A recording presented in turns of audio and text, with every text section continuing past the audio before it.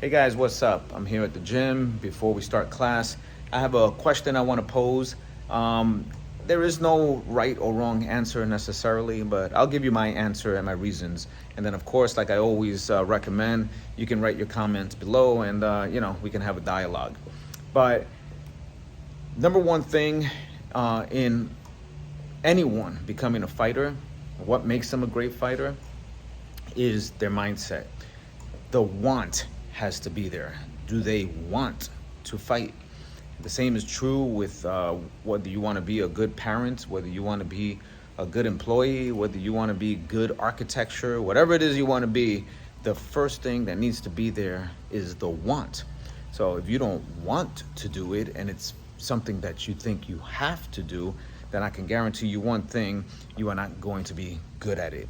So I would say the first thing is want, okay?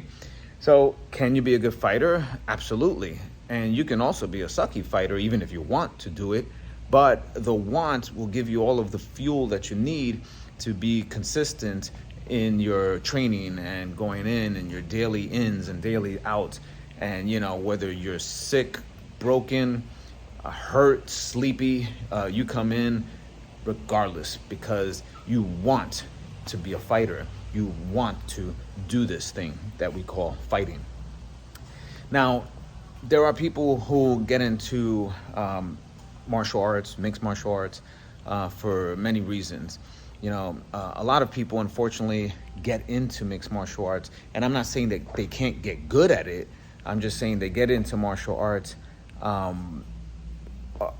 because they got bullied or because, they watch so many cool fights on TV and, it just looks like something fun. They get into it because the local gym happens to do it. They get into it because their parents want them to get into something. They get into it because it was a 2-for-1 special at the local gym and so they wanted to show up. They do it because their friends are doing it and, of course you don't want to be left out. So those aren't really, the right reasons to get into any fighting, period. Whether it's Taekwondo, Jiu-Jitsu, MMA in general, boxing, it's just not really like a good enough reason. I believe that you're either born a fighter or not. Now, the people who are born fighters are the ones that like I said, have the want, have the stick-to-itiveness, the grit, no cold is gonna hold me down, no sprained ankle is gonna hold me down, no any of that nonsense is gonna hold me down. I'm going to do it because I want to do it. Now, yes, you have the people who don't necessarily have that initial fighter spirit, that want inside of them. And they could get good and they could, maybe they have that big why, that big purpose in their life that they feel like they need to get out of them. And of course, that's what we do here, obviously, at Wing Chun Science. If you were born without and grew up, let's say all the way until 14, 15 years old, and you grew up not ever even thinking, caring, or wanting to fight at all, you stood away from it. I mean, and kudos to you, believe me. I'm not saying, I want troublemakers here who just love to fight, but there's something, there's a fuel inside of every fighter that just draws them to the right place to continue. And then you got guys, like I said, who just, they want to learn all the cool stuff. Oh, I want to learn how to do this technique. Oh, that technique looks so cool. Oh, my favorite fighter does this technique. I got to learn that. Oh man, did you see that spinning back fist? Did you see that hop kick? Did you see that whatever, and so on and so forth? And they glamorize all of these techniques, not knowing that these people spend countless of hours, days, weeks, months, years perfecting those things. And, they look at it kind of like a fan. So if you want to get into fighting, that's another thing. You do not want to be a fan of the fight game, because the second part of that is called game.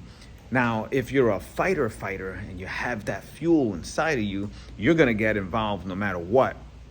And that's why I say the people who have that grit, who have that, and don't get me wrong, you may have it and it just hasn't been awoken yet. And that's, again, that's my job, that's my responsibility. That's at the gym. That's what we do. We kind of spark that and wake that up inside of you. And it's like you either have it or you don't.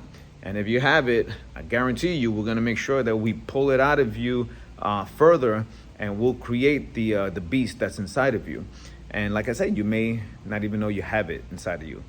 But to get into any fighting sport for the sake of learning cool techniques, or to tell people like, hey, I'm a MMA fighter, is absolutely stupid, ridiculous, dangerous. And I mean, to me, I can't even imagine, what you would do the first moment that someone who is experienced, who loves to fight, has a passion for fighting, you feel the energy of fight on them, and this is all they know and do, comes around you. What would you do? Yes, you might want to try to pull one of your cool techniques that you learned at the dojo, and that'll be nice. But before that, I'm pretty sure there's going to be a little hurt involved. So if you're going to get into any fighting sport, whatever it is, okay, I don't care, whatever it is, you could be a good fighter. You could be, with a lot of training, a lot of technique, a lot of skill, a lot of mindset. It's mindset above everything. I don't know how to stress that any more than anything. It's the mindset. If you think that you're going to just have fun, or this is something cool, or this is just a fad, then this is definitely not for you. And then just real quick, with regards to self-defense, you can learn some cool self-defense techniques. Don't get me wrong. I could show you about 100 of them. You could take your self-defense techniques and then go out into the world and then get into a fight, God forbid, and then not be able to use not one of anything that you just learned. Why? Because it's not your reflexes. It's not in your muscle memory. It's not something that you do. You learned a few cool things, but you never applied it over and over and over and over. And this is what a school provides. And if your teacher is not telling you this or showing you this, I'm imploring you for your own safety and for your own, just financial balance.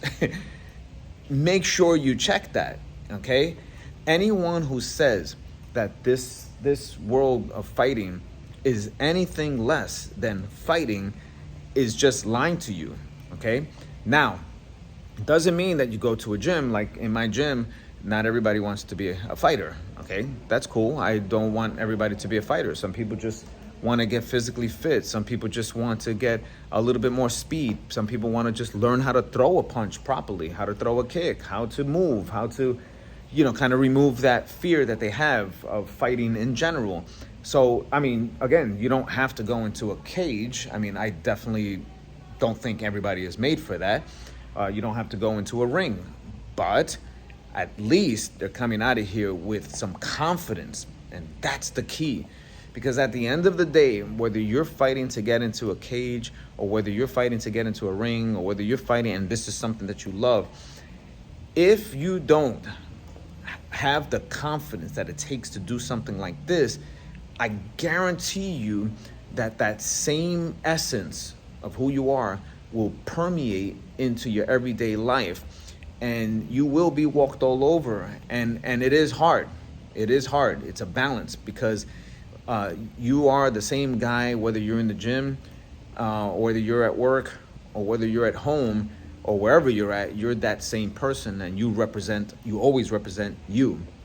So I want you to be very, very, very cognizant of that when you get into something like this is something that we all have to take seriously. So can you be a great fighter? Yes, 100%. But what it takes to be a great fighter is a different thing. Make sure you get your mindset right, and I guarantee you things will work out. All right. Hope you like the message. You can message me. Peace.